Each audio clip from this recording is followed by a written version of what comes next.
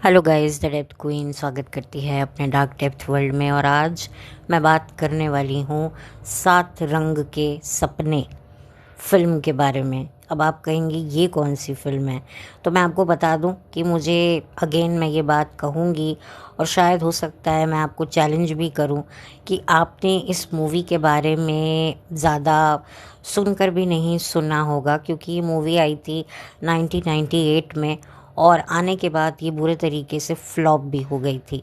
जबकि इसे बनाया था प्रियदर्शन साहब ने।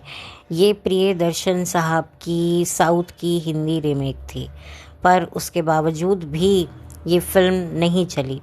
इसमें जो स्टार कास्ट थी वो काफ़ी अच्छी थी, बड़ी थी, स्ट्रॉन्ग थी, पर पब्लिक को फिल्म जब पसंद नहीं आई तो नहीं आई। मैं बता दूं, इसमें अनुपम खेर थे, जूही चावला थी और थे अरविंद स्वामी, जो 90s के एक बहुत ही अंडररेटेड एक्टर कहे जाते थे। भले ही इनकी फिल्में काफ़ी हिट रहीं, हिंदी वर्जन की भी। साउथ में तो ये काम करते ही थे, लेकिन हिंदी फिल्में जब इनकी आई तो लोगों ने इनको देखा, अप्रिशिएट किया। और कुछ फिल्मों को तो आज भी याद किया जाता है, जैसे कि बॉम्बे, रोज़ा। बॉम्बे में मनीषा कोइराला के साथ ये थे, फिर उसके बाद रोज़ा में मधु के साथ थे। तो एक तरीके से इनको काफ़ी एक अच्छी पहचान 90s में, अर्ली 90s में मिल रही थी। लेकिन फिर बाद में जब फिल्में फ्लॉप होनी शुरू हुई, ख़ास तौर पे हिंदी सिनेमा में भी इनकी फिल्में जब चली नहीं, तब इनको एक तरीके से फिर साउथ की तरफ ही रुख करना पड़ा। वो बात अलग है कि मैंने इनको कुछ समय पहले एक हिंदी वेब सीरीज़ में भी देखा है, जिस वेब सीरीज़ को मैं बहुत जल्द आप लोगों के सामने लेकर आऊँगी। लेकिन मैं बता दूं कि अरविंद स्वामी का एक क्रेज़ आने लगा था 90s में, क्योंकि उनकी फिल्में हिंदी सिनेमा की जो ऑडियंस थी उनको काफ़ी पसंद की जा रही थी। हालांकि वो साउथ के एक्टर थे, लेकिन जब कोई साउथ एक्टर हिंदी सिनेमा में एंटर करता है तो अगर उसकी फिल्में चलती हैं तो लोगों का भी एक तरीके से उनकी तरफ एक ध्यान जाता है, जो अरविंद साहब का जाता था। लेकिन फिर बाद में कहाँ वो चले गए, क्या हुआ उनकी पर्सनल लाइफ में, प्रोफेशनल लाइफ में, कि वो फिर हिंदी फिल्मों में बहुत ही कम दिखने लगे। वो बात अलग है कि अब जब से ओटीटी प्लेटफॉर्म आया है तब से तो हर भूला बिसरा चेहरा अब दिखाई देता है और देखकर अच्छा लगा है। मुझे तो अच्छा लगता है कि पुराने जो स्टार्स जो कभी बहुत काम किया करते थे अर्लीज़ 90s में या अर्लीज़ 2000 में, वो अब वापस से ओटीटी के माध्यम से हमें वापस देखने को मिल रहे हैं, तो एक तरीके से अच्छा लगता है। तो अरविंद स्वामी की ये फिल्म थी, जूही चावला के साथ वो काम किया। एक्चुअली ये बेसिकली एक लव स्टोरी थी और इसको एक राजस्थानी ढंग में, बैकग्राउंड में इस मूवी को बनाया गया था। और इसकी कहानी कुछ ऐसी होती है कि नौकर मालिक होते हैं अनुपम खेर, और नौकर होते हैं अरविंद स्वामी। दोनों भाई जैसे रह रहे होते हैं कि तभी दोनों की ज़िंदगी में एक लड़की आती है जो कि जूही चावला होती है, और दोनों को एक ही औरत से प्यार हो जाता है। अब आगे क्या होता है ये सारी बातें जाननी है तो आपको ये फिल्म देखनी होगी।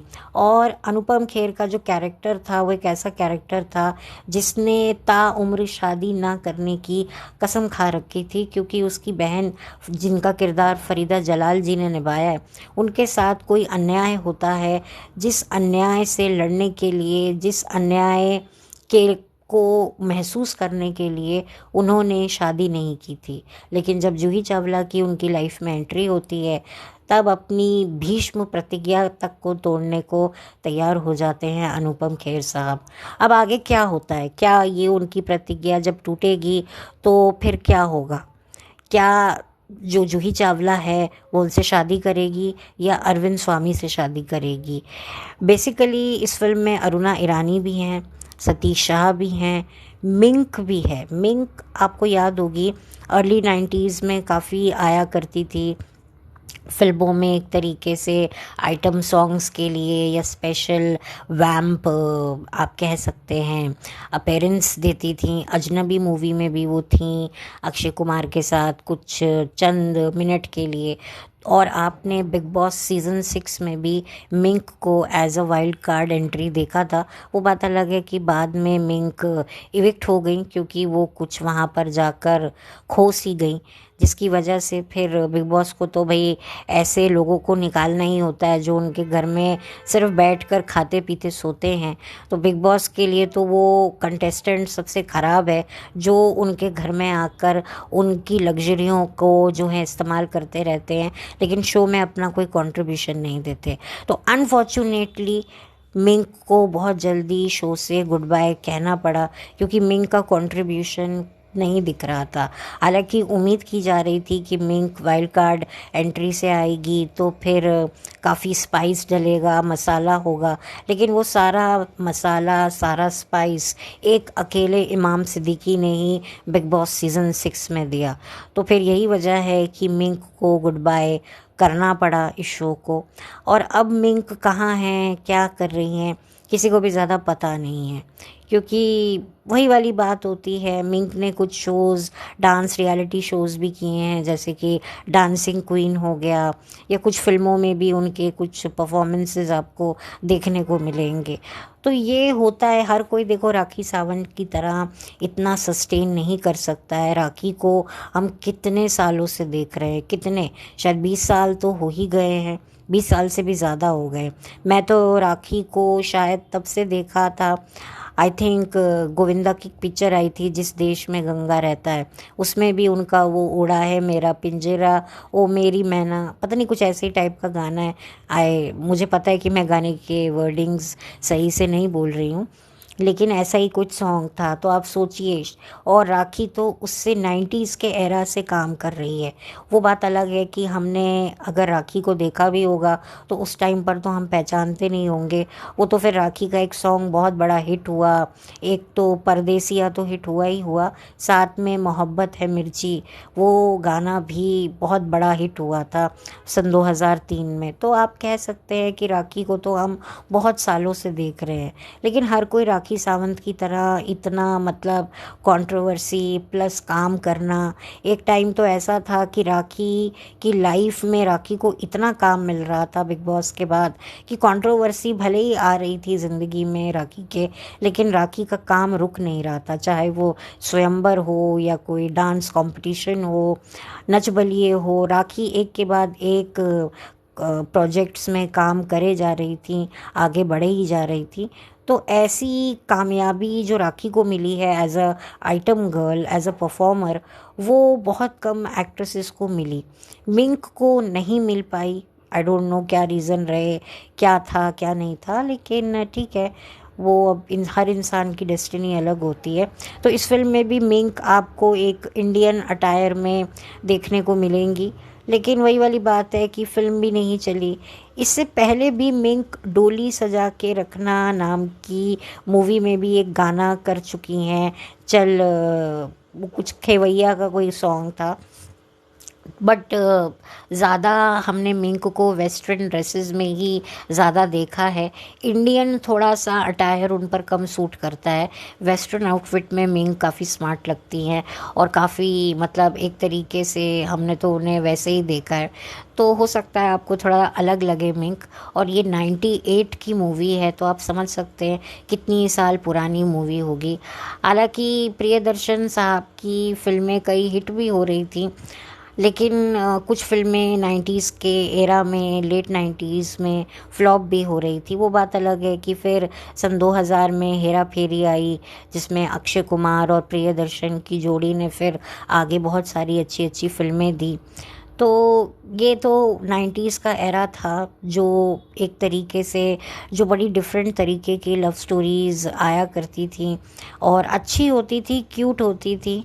वो बात अलग है कि कुछ लव स्टोरीज़ को पब्लिक की तरफ से प्यार उस टाइम पर नहीं मिला, लेकिन आज अगर आप यूट्यूब पर इस मूवी को देखेंगे तो मैं बता दूं कि इसका जो प्रिंट है वो इतना अच्छा नहीं है। Sorry for background noise, background में बहुत आवाज़ें मेरी आ रही हैं, बट मैं क्या करूं, क्योंकि कितनी बार भी मैं कोशिश कर लूं ये आवाज़ें बंद नहीं होती हैं, उल्टा और आ जाती हैं।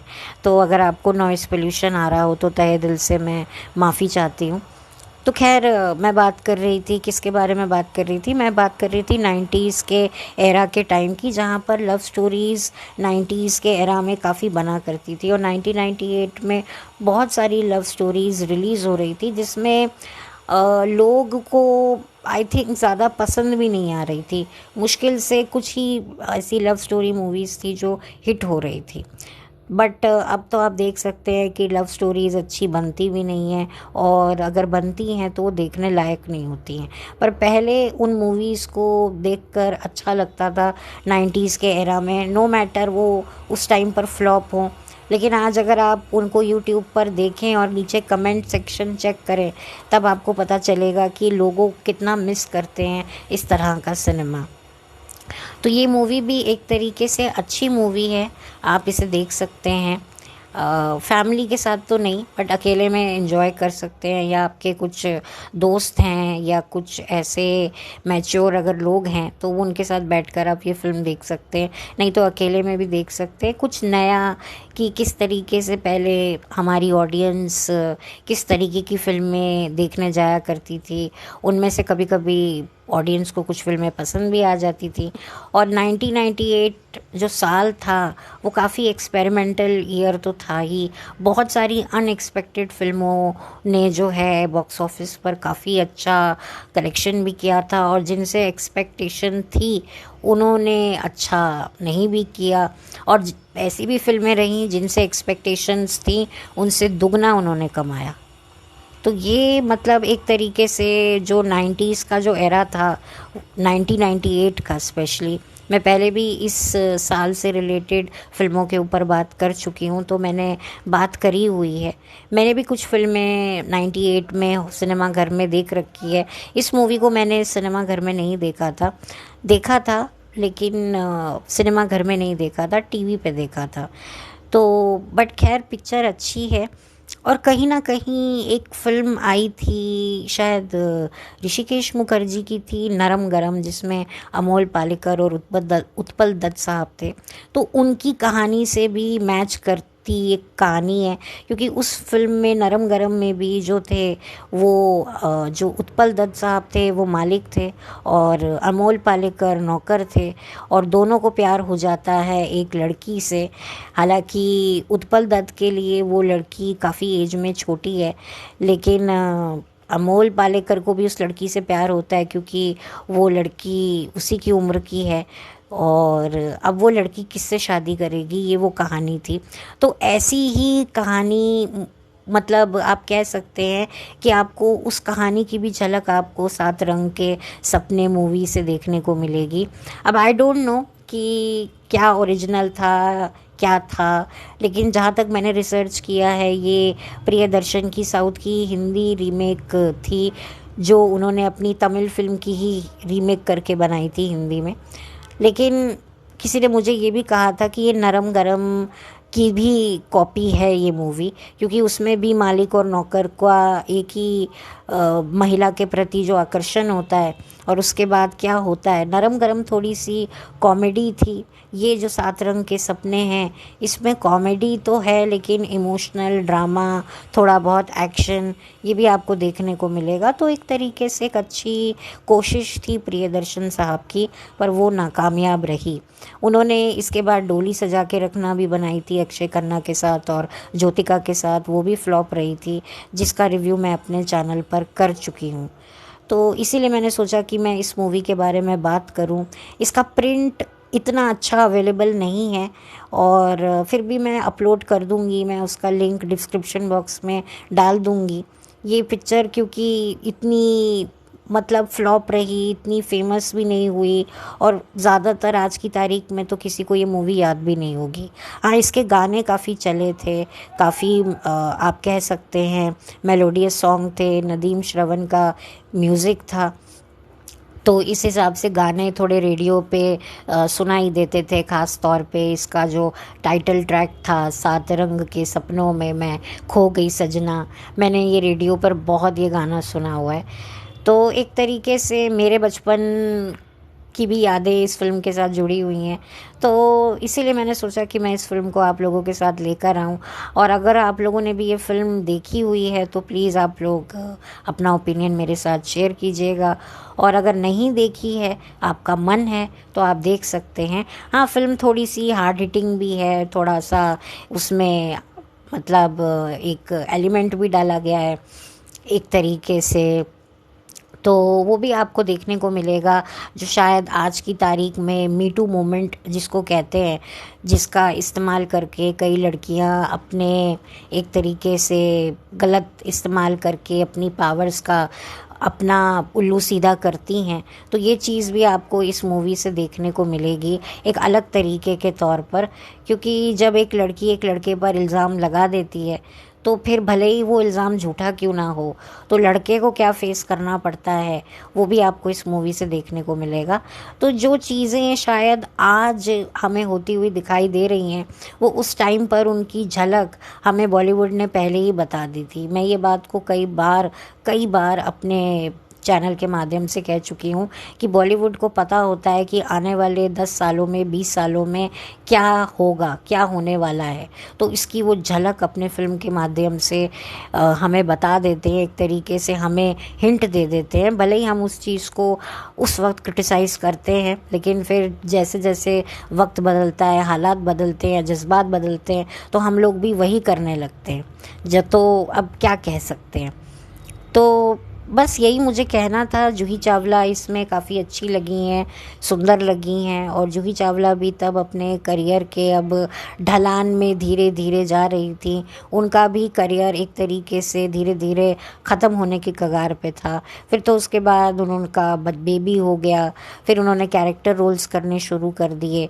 तो उन्होंने एक तरीके से वक्त को भांप कर अपनी जो राह है वो बदल ली, और जिससे मुझे लगता है जूही चावला को फ़ायदा ही हुआ, नुकसान नहीं हुआ। क्योंकि जब उन्होंने अपनी रोल की जो है आप कह सकते हैं रिक्वायरमेंट्स को चेंज किया कि चलो अब मैं अभिनेत्री ना सही, अब मैं चरित्र अभिनेत्री बनूंगी, तो वहाँ पर भी उन्होंने बहुत ही अच्छे किरदारों को चुना, जिसकी वजह से उनकी एक्टिंग को हर बार अप्रिशिएट किया गया। और मैंने भी उनकी कुछ फ़िल्में हैं जो देखी और उनको पसंद किया, और उनका ज़िक्र मैंने अपने चैनल पर किया था, जिसमें से एक माय ब्रदर निखिल और दूसरी तीन दीवारें थी, जिसको मैं आप लोगों के सामने ऑलरेडी डिस्कस कर चुकी हूँ। अगर आप मेरे चैनल पर जाएंगे तो आपको ये फ़िल्में भी मिल जाएंगी, और मैंने जिनका रिव्यू किया हुआ है।